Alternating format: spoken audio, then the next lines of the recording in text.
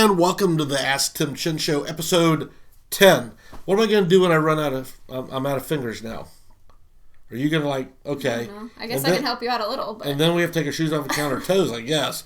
Well, that might not be a pretty picture. Hey, this is the show a small business show where you can ask your questions. You can email me at AskTimChin.com. Email me your questions. We'd love to have them on the air and use your questions. We want to answer the questions that are the most pressing questions that are keeping you from success. In other words, if we answered your question, what question would get you to the next level? What question would help you, if you got it answered, quit worrying about everything that's going on? You know, there's a lot of people with anxiety disorder like never before, and they're anxious, a lot of them, over business. We want to help you. This is our gift back to the business community, and we are located here in Kansas City. My co-host, Erica Worthy, incredible, young, brilliant, millennial. I don't know even why we identify ourselves. Millennial, old guy, whatever. She's just a brilliant individual, a young businesswoman. Real quick, tell us about your business. Your core business. So you have lots of business, interests. Yeah. Oh, yeah. So I do administrative services, different things like that. You know, data entry and access databases and helping people with their QuickBooks, all that fun stuff. Wow, I'm glad we found her, and she's my co-host, and we're glad she's here today. So, what's our first question out of the bag? Our first question is, I want to do a Facebook Live event, but I'm nervous. I need to know if 12 minutes is too long, and if so, how do I break it down until the next day and do the second part? Okay, you're the video editor. Why don't you answer that question? I'm gonna see how smart you are. I'm gonna put that coaching hat on you. So, how would you answer that question? So, I think that a lot of people are doing Facebook videos that are too long. That's my personal opinion. So I think that whenever people are watching videos, if they see a 12-minute video, they're probably not going to watch it. However, if they see a 1, maybe even up to 2.5-minute video, that might be a different story. So I would say maybe do it in a longer format. So maybe you make a 12-minute, YouTube video or something like that, and you put that up on YouTube, and then you break that 12-minute video down into different segments so that you have all of that content together, but you're not asking people to watch a 12-minute video on Facebook. Because people are busy. I think if most people see a 12-minute video, they're not going to watch it. Correct. Matter of fact, if that's your first one, I probably will never watch you again. All right, so let me give you a couple more tips. First of all, don't get hung up on Facebook Live. No more people are going to watch it than if you record the video and then upload it. No difference. Now, if you're somewhat of a personality or if you have a following like I do, then maybe that's a case of getting some live interaction. So let me give you a few more tips. When I do a live event, rarely do I just, I have a thought, it's burning inside of me, I have to get it out. That's usually not me. That's my wife. She'll do them at the gym, on the way home from church last night. I mean, just when she gets a thought, she wants to get it out of her head. So when I'm going to do a Facebook Live event, usually I'm telling people 24 hours out. So, for instance, I might say, Erica, hey, I'm going to type it. Hey, go on live tomorrow at 2 o'clock on the topic of, I want to build interest, okay? Now, probably the next week or two, I'm going to be doing one titled, I'm coming out. Whatever that means. And there's a lot of questions surrounding some new business ventures I'm doing. So I thought, I'm going to just tell everybody at one time, here's what I'm doing. Because you see me, those that know me, allude to things in my social media and things that I do, and I'm just going to let everybody know because I believe there's a lot of people that want to do business with me if they knew what I was doing. So I'm going to do that. So I'm going to usually give a 24-hour head start to people. So, and here's another trick. I usually do it over lunchtime at 12. So if you're on a regular job, I'm thinking maybe you can take lunch. Maybe you're having lunch out in your car or in the restaurant with your headsets on. So I'm going to usually do it over lunch. I'm going to give you a 24-hour notice with a catchy title, a sexy title that makes you want to watch me.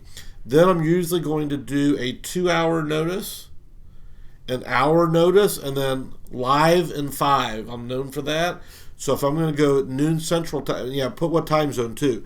So if I'm going to do noon Central Time, I'm going to, at 11:55, I'm going live in 5. I'm just building up the anticipation, hopefully, and letting them know. That may not be you on your first one. And certainly if you decide to go recorded first, which I recommend that you record your first few. I've been on camera for over 50 years. And so I'm very comfortable on camera. I'm very comfortable with the mic in front of me. Some people are not. So might as well make your first one good. So give the announcement, choose a sexy title. When you do a Facebook Live event, never go, well, nobody's on here, so I'm just going to wait a few minutes. No, you're disrespecting the time of the people that are there on time. So when I usually first go on, I may talk about some unimportant things the first 30 seconds, but then I'm going to say, thank you for joining me. I want to respect your time. Let me jump right in. People appreciate that, because one thing we can never get back is time starved. Did I answer the question? Was that everything, or was it one more part to it? So record it for, get used to the camera. Record it first. I remember when Amber, my wife, did her first ones, she deleted and recorded, deleted, recorded. Now she just goes crazy and goes live. You'll get better at it, but again, no more viewership from being live versus recording and putting it up later. But videos where you want to be, I love it too, because we can see how many times it's been viewed as opposed to a written post on social media. No telling. All right, any other thoughts? Fair enough. When are you going to do video? You don't do video. I do. My husband and I have a YouTube channel that we do. Well, but I don't do much Facebook video. I don't do much video for my business. Most of my video is for our YouTube channel. You need to get it on Facebook, which then will expose them to YouTube channel. By the way, you'll see... It is on Facebook. It is on Facebook. I've known you about 2 months. I don't remember you doing anything in the last 2 months. Is that true? No. Okay. I guess I'm not following. I'm sorry. I'll have to click notification. Ouch! Ouch! The truth comes out. The truth comes out. So anyway, check out our YouTube channel. It's below all of our videos. Next one. All right. This just says, keeping up on calls, emails, and PMs. How do I do it? Hire Erica. You do all that, right? Okay, sort of. All right. So it said emails, calls, and PMs. Mm-hmm. For those of you that maybe PM, that's private messages on Facebook. Hello, if you don't know what that word means, you're already out of the game. All right. So how do I keep up with it? Well, let's take one thing at a time. First of all, don't answer your phone. Okay, what's the next one? No, literally, I don't answer my phone.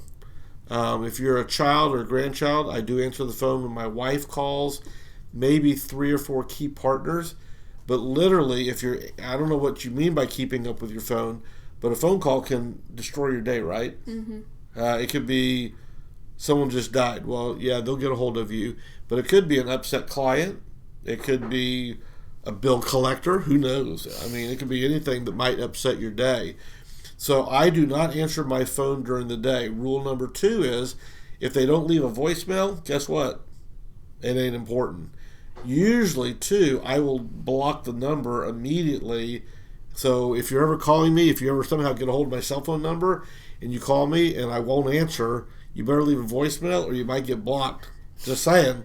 Because I am not going to let my phone control my mood. I'm not going to let it control my schedule. I mean, what if I had an important appointment with you at 10 o'clock and I answered my phone at 9:57? I could get drugged into some conversation I did not want to have, make me late for you. You might be $1 million client, and I would lose out. So don't let you control the phone. It also begins with controlling your voicemail. I think that maybe that'll come up another question of what your voicemail should look like. Let me tell you a quick clue. It should not be, I'll return a call as soon as possible, because if you have a high D on the disc profile or a high A personality, whatever, like mine, when you don't start calling me back like within 2 minutes, I start getting a little antsy. So the proper one will say, I'm returning calls today between 11 and 12 and 4 and 5 or whatever your schedule allots today, so that I can relax about that. Emails for years. There was one time, Erica, where did I get Jessica? Sorry, Erica. I've been called Jessica 3 times in the past week. 3 different people. Maybe you look like one. I don't know. What's a Jessica look like? I don't know what it is. Right. I was this close to being named Jessica, too. Oh, well, maybe that's it. Jessica. Maybe. All right, so on email, there was a time, Erica, where I opened my email and there was 9,600 emails in there. Now, I just saw your face. So let me guess, your personality profile will never let you get out of control like that, right? I try not to. Okay. So I learned, a few years ago, there were such things as folders. Mm-hmm. So I have about 20 probably folders set up for different business partners. Brad Korn, I have a folder set up for him. So when I get something from Brad that is important that I'm going to need to reference back to, rather than having to do a full search of my, I think I'm at 1,600 emails now, something like that. I just go to the Brad Korn file and I just moved it to the file. I have a daily social media newsletter that I get. I have all of those in a file. So if I want to go back and grab a social media article or something, I go to that file. Jennifer Norris, one of my personal assistants, I have a Jennifer folder. So the best way to manage email, in my estimation, again, is to set up certain times during the day where you're going to check it.